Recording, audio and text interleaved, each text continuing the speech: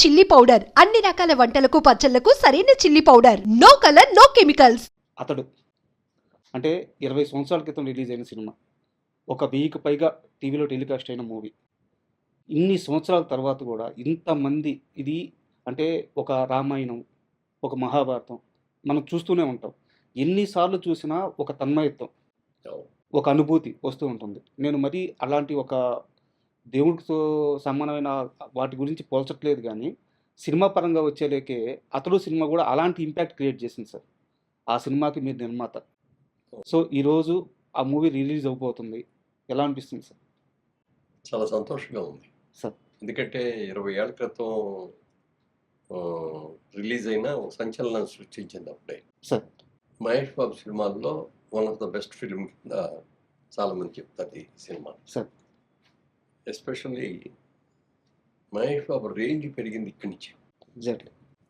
ఇది దీని కంటిన్యూషన్ ఇమీడియట్గా అయితే అతని తర్వాత పోకిరి పడింది. అసలు తర్వాత పోకిరి దీనికి వచ్చిన దీని సక్సెస్ దాని అడ్వాంటేజ్ వచ్చింది సార్ పోకిరికి. అక్కడి నుంచి అలా ఇక నెంబర్ 1లోకి వెళ్ళిపోయాడు అనుకోండి. సార్ సినిమా అప్పుడు రిలీజ్ అప్పుడు పెద్ద ఇంత ఎక్స్పెక్టేషన్స్ లేవు. సినిమా రిలీజ్ అయిన తర్వాత ఎక్స్పెక్టేషన్ ముందు లేదు. సార్ దాని మూలంగా కానీ ఇంకా ఏదైనా మూలంగా కానీ అనుకున్నంత పెద్ద హిట్ కాల, కానీ లేట్గా గుర్తించారు. సార్ టీవీస్లో రావడం మొదలుపెట్టిన తర్వాత అందరూ టీవీలో చూసి ఇంత మంచి సినిమా, కామెడీ ప్రమాణంగా ఉంది, డైలాగ్ అస్ఫుద్ధంగా ఉంది, డైరెక్షన్ బాగుంది, మహేష్ బాబు కొత్త రకంగా చేశాడు, సార్ అట్లా అన్ని పేర్లు వచ్చేసింది. వచ్చిన తర్వాత అసలు కంటిన్యూస్గా ప్రతి కొన్ని వారాలు అయితే శనివారాల్లో కంపల్సరిగా ఈ మూవీ పడని వారం అంటూ ఉండేది కాదు. ఉండేది కాదు, ఏదో ఒక ఛానల్లో పడుతూ ఉండేది. చూసిన వాళ్ళు కూడా ఇదిగో ఈ బిట్టు చూడాలి, ఇదిగో ఈ కామెడీ సీన్ చూడాలి, లేకపోతే ఈ యాక్షన్ సీన్ చూడాలి. యాక్షన్ కూడా మేము చాలా ఎక్కువ ఖర్చు పెట్టాము సినిమా. క్లైమాక్స్ ఫైట్కి అయితే ఆ రోజుల్లో 28 రోజులు తీశారు సార్ ఒక్క ఫైట్. దానికోసం సెట్ వేసాం. ఒకంటే ఒక పాడుపడిపోయిన ఒక చర్చి లాంటిది. అప్పటికి 3D టెక్నాలజీతో ఆ ఫైట్ షూట్ చేయడం నాకు తెలిసి అదే ఫస్ట్ టైం సార్. అది ఫస్ట్ మాస్టర్ ఉండి డైరెక్టర్ గారు అడగనే కానీ, కెమెరామెన్ అడిగింది కానీ, ఎవరైనా సరే అందరు కలిసి అడిగిన దాని మీద దేనికైనా సరే బ్రహ్మాండంగా చేయండి సార్ అని చెప్పి మేము కూడా ఖర్చు గురించి ఆలోచించాం సార్. దాని మూలంగా యూకే నుంచి బ్రహ్మాండమైన కెమెరాస్ తెప్పించారు, దానికి సెట్ వేసాము. చాలా చూసిన వాళ్ళందరూ మాత్రం ఇది ఫైట్ వరకు ఇంగ్లీష్ పిక్చర్ లాగా ఉందండి, ఇంటర్నేషనల్ స్టాండర్డ్స్లో ఉంది అని చెప్పి మెచ్చుకోవడం జరిగింది.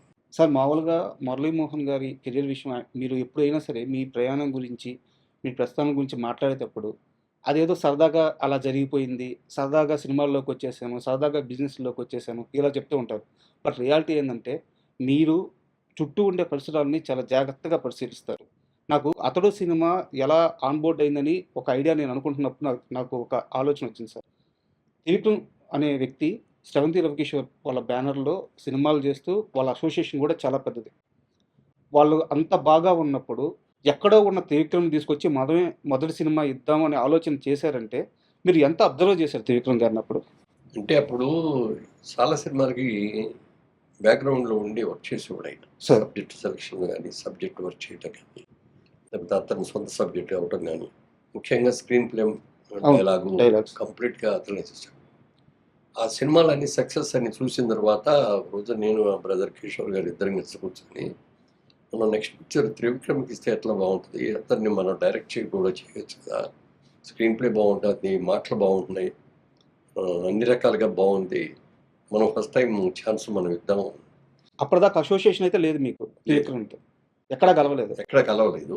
కాబట్టి ఆ సినిమా రిలీజ్ అయినప్పుడు అక్కడ పరిచయం చేసిన తెలుసు తప్ప అంతకంటే పెద్ద క్లోజ్ పరిచయాలు లేవు. అనుకున్న తర్వాత ఒకరోజు పిలిచాం, మంచి సబ్జెక్ట్ ఉంటే చెప్పండి సార్, మీకు డైరెక్షన్ ఇస్తాం, ఫస్ట్ టైం డైరెక్షన్ మన దాంట్లో పెద్ద సినిమా తీస్తున్నాం అని చెప్పి. అంటే సార్ మీరు ఇచ్చినందుకు చాలాసార్లు సంతోషం అండి, కానీ మన రవికిషోర్ గారికి మాట ఇచ్చాము, దానికి మీరు ఒప్పుకునేటట్టే చేస్తాను, సెకండ్ పిక్చర్గా చేస్తానండి. అది ఎవరు హీరో అంటే పలానా హీరో అని చెప్పారు. సరే అయితే ఎన్ని రోజుల్లో అయిపోతుంది అంటే నెలలో అయిపోతుందండి, నెల 15 రోజుల్లో షూటింగ్ కూడా అయిపోతుంది. బాగుంటుంది ఓకే.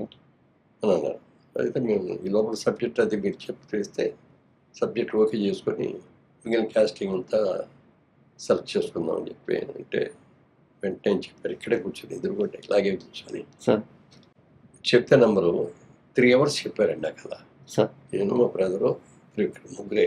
ఎవరికి చెప్పేసి లోపలికి ఎవరు రావద్దు, డిస్టర్బ్ చేయొద్దని ఫోన్లు కూడా స్విచ్ ఆఫ్ చేసుకొని కూర్చొని సినిమా మా కళ్ళ కట్టినట్టు చూపించారు సినిమా. ప్రతి షాట్ ఎలా ఉన్నది అనేది చూసిన తర్వాత అప్పుడు అనిపించింది డెఫినెట్గా డైరెక్టర్గా కూడా చాలా మంచి పేరు తీసుకుంటాడు. సార్. స్క్రీన్ ప్లే బ్రహ్మాండంగా ఉంది, డైలాగ్స్ చాలా బాగున్నాయి అని అనుకున్నాం. బాగుందండి సినిమా, సబ్జెక్ట్ చాలా బాగుంది. హీరో గారికి కూడా ఒకసారి చెప్పాను, హీరో గారు చెప్పగానే ఆయన వెంటనే ఓకే చేశారు. ఆయన చేసిన తర్వాత నేనే అంతా అయిన తర్వాత సినిమా అయితే అద్భుతంగా ఉందండి. కానీ కొంచెం hero character beginning negative character లాగా ఉంది. నాకు ఒక్కటే ఒక ఫస్ట్ చేయడానికి వీలవుతాను అయినా అన్నాడు. మా బ్రదర్ కిషోర్ కూడా వాళ్ళ ఇంటర్నేషనల్ సినిమాల్లో కూడా హీరో క్యారెక్టర్ నెగిటివ్ నుంచి స్టార్ట్ చేసి పాజిటివ్కి తీసుకెళ్ళటం అప్పుడు అది ట్రెండ్ స్టార్ట్ అవుతుంది అని చెప్పేటప్పటికి నేను కూడా కన్విన్స్ అయ్యాను. సరేనండి, నెగిటివ్ అంటే మరీ నెగిటివ్గా ఏం లేదు, క్యారెక్టర్ అలా ఉంది కదా అని చెప్పిన దాని మీద చేశారు. పర్ఫెక్ట్గా స్క్రిప్ట్ కూడా రాశారు. రాసిన తర్వాత మేము ఒకటే చెప్పాం, మేము తీసి నేను ఇప్పుడు 24 సినిమాలు తీసామండి. 24 ఒక సినిమాలో ఒక ఎత్తు, ఇది ఒక కొత్త తరహాగా మంచి డైలాగ్స్ తోటి మంచి స్క్రీన్ ప్లే తోటి మీరు ఫస్ట్ టైం అంటే ఫస్ట్ పిక్చర్ కాకపోయినా సెకండ్ పిక్చర్ అయినా అదే కాబట్టి ఈ పిక్చర్ చేస్తారు, పెద్ద సినిమా చేస్తారు కాబట్టి ఇది మీరు ఎలా అనుకుంటున్నారో అలా తీసి దీంట్లో మేము ఎక్కడ ఇంటర్ఫీర్ కావు. బడ్జెట్ విషయంలో కానీ టేకింగ్ విషయంలో కానీ మీకు ఏం కావాలంటే తీసుకునేది ఓపెన్గా ఆఫర్ ఇచ్చాం. దాన్ని ఆయన సద్వినియోగం చేసుకొని చాలా బాగా చేశారు సార్. అంటే కథ విషయం మీరు ప్రస్తావించారు కాబట్టి నాకు ఒక డౌట్ సార్. మీరు కృష్ణ గారితో చాలా క్లోజ్ అసోసియేషన్ ఉంది మీకు, క్లాస్మేట్స్ కూడా మీరు. అంటే కృష్ణ గారి అన్ని సినిమాలు చూసుంటారు మీరు, లేదా తెలిసి ఉంటుంది కూడా మీకు. రౌడీ అన్నయ్య అని చెప్పి కృష్ణ గారితో ఒక సినిమా ఉంది సార్, తమ్మారెడ్డి భరద్వాజ్ గారు డైరెక్టర్. ఆ సినిమా కథ మన అతడు సినిమా కథకి చాలా దగ్గరగా ఉంటుంది అనిపిస్తుంది. మీరు ఆ రౌడీ అన్నయ్య సినిమా చూశారు సార్? దాంట్లో రౌడీ అన్నయ్యలో కృష్ణ గారు లాయర్. తను హ్యాండిల్ చేసిన ఒక కేసు వల్ల ఒక కుటుంబానికి అన్యాయం జరగద్ది. అది తెలుసుకొని నిర్మలమ్మ ఇక్కడ ఉంటారనమాట. నిర్మలమ్మ ఇంటికి వచ్చి ఆ కుటుంబం మొత్తానికి న్యాయం చేస్తారనమాట. ఆ ఊర్లో ఆ కుటుంబానికి ఏం సమస్యలు ఉన్నాయో అవన్నీ సాల్వ్ చేసి, నిర్మలమ్మ గారి మనవడు కాకపోయినా సరే, నువ్వు మనవడు కాకపోతే ఏమి నాకు అంత మంచి చేసావు అని చెప్పేసి క్లైమాక్స్ సీన్స్. సేమ్ మన అతడిలో కూడా తన వల్ల ఆ కుటుంబానికి నష్టం జరగదు కాబట్టి ఇంగ్లీష్ పిక్చర్స్ సార్ వాళ్ళు ఒక దగ్గర ట్రీట్ చేసుకుంటారు, ఈయన ఒక దగ్గర ట్రీట్ చేస్తుంటారు సార్. బట్ థ్రెడ్ మాత్రం ఒక ఇంగ్లీష్ పిక్చర్ నావల్లో ఏదో దాన్ని బేస్ చేసుకుని సార్. సార్ అండ్ ఇప్పుడు ఈ రిలీజ్ విషయానికి వస్తే నిన్న ప్రెస్ మీట్ జరిగింది సార్, మనకి 2 days బ్యాక్ ప్రెస్ మీట్ జరిగింది. ఆ ప్రెస్ మీట్లో కూడా మాట్లాడుతూ ఈ సినిమాకి వచ్చే కలెక్షన్ కానీ ఏదైతే రెవెన్యూ ఉందో అదంతా కూడా మహేష్ బాబు ఫౌండేషన్కి వెళ్తుంది అని చెప్పేసి చెప్పారనమాట. మీరు నిర్మాత, సో ఇక్కడ వచ్చే రెవెన్యూ అటు పంపించడానికి కారణం ఏంటి సార్? కారణం ఏమీ లేదు, దీని మీద మేము ఏదో లాభం వస్తుంది అనేది ఎక్స్పెక్ట్ చేయట్లేదు. సార్ సినిమా బాగుంటుంది, డెఫినెట్గా బాగా సక్సెస్ అవ్వాలి. సార్ మేజర్గా ఇది దాదాపు 2 సంవత్సరాల నుంచి అడుగుతున్నారు. ఓకే. రీరిలీజ్ చేస్తూ ఉంటే అదండి ఇదండి మీరు ఇవ్వాలండి, మాకు అవుట్లెట్లు ఇచ్చేయండి, మేము కొనుక్కొని మేము చేస్తాం. ఇది చాలా ఆఫర్లు వచ్చినాయి. సార్ తర్వాత చూద్దాం అంటే ఈ 2 ఏళ్ళు ఇట్లా ప్రొగ్రామ్ చేసుకుంటూ వచ్చాం. తర్వాత ఇప్పుడు ప్రసెంట్ చేస్తున్న వాటి వీళ్ళందరూ కూడా